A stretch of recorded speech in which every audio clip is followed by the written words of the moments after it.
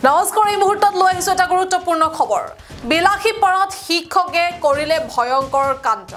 পৰীক্ষাত অধিক নম্বৰ দি পাছ কৰাই দিয়াৰ পলুভনেৰে ছাত্ৰীৰ হৈতে জঘন্য কাণ্ড কৰিলে শিক্ষকে ভয়ংকৰ ঘটনা সংঘটিত কৰিলে শিক্ষকে পুনৰ এজন শিক্ষকে শিক্ষাবিত্ৰিত কালিমা খানিলে এনেবোৰ ঘটনা যেন এতিয়া অসমত নতুন নহয় শেহতীয়া সময়ছোৱাত এনে বহু ঘটনা আসলতে সংঘটিত হৈ গৈছে যিবোৰ ঘটনা আমি অনিশ্চিতভাৱে আপোনালোকৰ সন্মুখত পৰিৱেশন কৰিবলগীয়া হয় আৰু বিলাসীপাৰা এবাৰ বিলাসীপাৰা শিক্ষা খণ্ডৰ অন্তৰ্গত লোকপ্ৰিয় হাইস্কুলত এই ঘটনাটো সংঘটিত হৈছে প্ৰধান শিক্ষক দীপক কুমাৰ দাস আৰু সহকাৰী শিক্ষক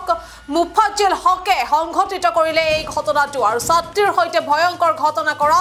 শিক্ষকক এতিয়া গ্ৰেপ্তাৰৰ দাবী জনাইছে সকলোৱে অভিভাৱক অভিভাৱিকাই লগতে তাৰ স্থানীয় ৰাইজে আৰু শিক্ষক দীপক কুমাৰ দাস আৰু মুফাজ্জল হকৰ বিৰুদ্ধে এজাহাৰ দাখিল কৰিছে আৰু আৰক্ষীয়ে ঘটনাৰ সন্দৰ্ভত চলাই আছে তদন্ত আৰু এই ঘটনাক আসলতে সকলোৱে একেমুখে ধিক্কাৰ দিছে আৰু এইসকল শিক্ষকৰ আসলতে শাস্তি কেনে ধৰণৰ হোৱাটো উচিত বা এইসকল শিক্ষকৰ চাকৰি থকাটো উচিত নে আপোনালোকৰ মন্তব্য কি হ'ব পাৰে আপোনালোকৰ প্ৰতিক্ৰিয়া কি হ'ব পাৰে আপোনালোকৰ মন্তব্য আপোনালোকৰ প্ৰতিক্ৰিয়া আমাৰ কমেন্ট সেকশনত আপোনালোকে জনাব পাৰে আৰু বিলাসীপাৰাত পুনৰ শিক্ষকে কৰিছে ভয়ংকৰ ঘটনা ভয়ংকৰ কাণ্ড পৰীক্ষাত অধিক নম্বৰ দি পাছ কৰাই দিয়াৰ পলুভনেৰে ছাত্ৰীৰ হৈতে ভয়ংকৰ ঘটনা সংঘটিত কৰিলে শিক্ষকে পুনৰ এজন শিক্ষকে শিক্ষাবিত্ৰিত কালিমা হানিলে পুনৰ সভ্য সমাজক লজ্জানত কৰিলে এজন শিক্ষকে আৰু এনেবোৰ ঘটনা যেন অসমত নতুন নহয় ইটোৰ পাছত সিটো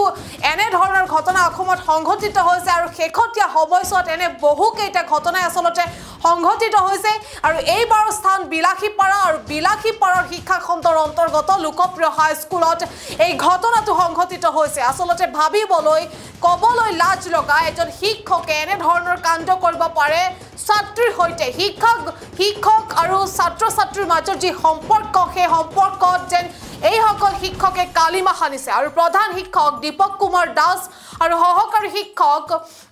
মুফাজ্জল হকে সংঘটিত কৰিছে উক্ত ঘটনাটো আৰু ছাত্ৰীৰ হৈতে ভয়ংকৰ ঘটনা কৰা শিক্ষক দুইজনকে গ্ৰেপ্তাৰৰ দাবী জনাইছে এতিয়া বিদ্যালয়খনৰ ছাত্ৰ ছাত্ৰীৰ পিতৃ মাতৃ অৰ্থাৎ অভিভাৱক অভিভাৱিকাই লগতে উক্ত স্থানৰ স্থানীয় ৰাইজে সকলোৱে এতিয়া শিক্ষক দুজনৰ গ্ৰেপ্তাৰৰ দাবী জনাইছে আৰু আৰক্ষীয়েও ঘটনাৰ সন্দৰ্ভত ইতিমধ্যে আৰম্ভ কৰিছে তদন্ত আৰু শিক্ষক দীপক কুমাৰ দাস আৰু মুফাজ্জল হকৰ বিৰুদ্ধে এজাহাৰ ইতিমধ্যে দাখিল কৰা হৈছে আৰু আৰক্ষীয়েও নিজৰ কাম কৰিছে ঘটনাৰ সন্দৰ্ভত তদন্ত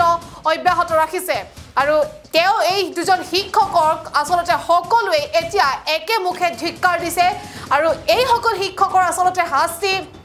কেনে ধৰণৰ হোৱাটো উচিত বা এইসকল শিক্ষকৰ চাকৰি থকাটো উচিত নে তেওঁলোকে শিক্ষকৰ চাকৰি কৰাটো তেওঁলোকে উচিত নে বা তেওঁলোকৰ শাস্তি এনেসকল শিক্ষকৰ শাস্তি কেনে হোৱাটো উচিত সেয়া আপোনাৰ মন্তব্য তাৰ সন্দৰ্ভত আপোনাৰ মন্তব্য কি প্ৰতিক্ৰিয়া কি আমাৰ কমেন্ট সেকশনত আপুনি জনাব পাৰে প্ৰিয় যে হাইস্কুল আছে এই হাইস্কুলত মুফাজ্জল হক নামৰ এই শিক্ষকগৰাকী বহুদিনৰ পৰা ইয়াৰ ছাত্ৰীসকলৰ সৈতে যৌন নিৰ্যাতন চলাই আছে শাৰীৰিকভাৱে আৰু মানসিকভাৱে তেখেতে নিৰ্যাতন চলাই আছে যোৱা পৰহি শিল্পী দিৱসৰ দিনাই এজনী ছাত্ৰী স্কুললৈ অহা নাছিলে ইয়াৰ প্ৰধান শিক্ষকে তেখেতক পঠাইছিলে এই ছাত্ৰীগৰাকীৰ পৰা ৰিপৰ্ট আনিবলৈ যে কিয় অহা নাই স্কুলত তাৰ ৰিপৰ্ট আনিব পঠাইছিলে কিন্তু সেই মুফাজ্জল হক নামৰ লম্পট শিক্ষকটোৱে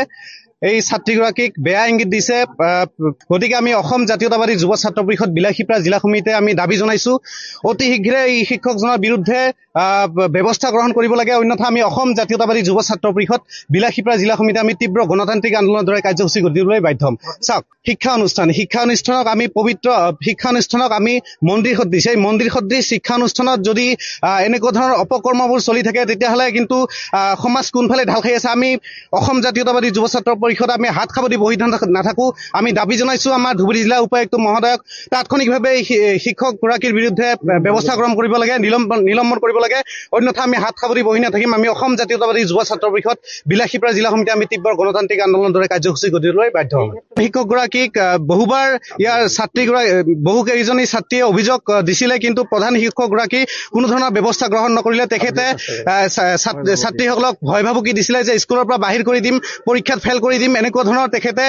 বিভিন্ন ধৰণৰ ভয় ভাবুকি দিছিলে। গতিকে এই প্ৰধান শিক্ষকগৰাকীৰ বিৰুদ্ধেও ইয়াৰ ব্যৱস্থা গ্ৰহণ কৰিব লাগে। তেখেতকো তাৎক্ষণিকভাৱে নিলম্বনৰ ব্যৱস্থা হাতত ল'ব লাগে। এইখন হৈছে আমাৰ লখিমপুৰ এছ ৰাৱণদাৰী। তো ইয়াত আমি যোৱাকালি এটা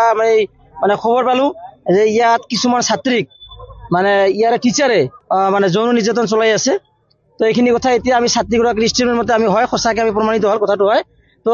এইখিনি হোৱাৰ পিছত আমাৰ প্ৰধান শিক্ষক মহোদয়ক ছাত্ৰী কিছুমানে জনাইছিলে, কিন্তু শিক্ষকজনে কি হ'ল কোনো ধৰণৰ গাত লগা নাই কথাটো। কাৰণ আমাৰ এটা সন্দেহ হৈছে নিশ্চয় ইয়াতে প্ৰধান শিক্ষক হয়তো জড়িত আছে কিজানি। গতিকে আমাৰ সদৌ কলিতা ছাত্ৰ সন্থা, মই ধুবুৰী জিলাৰ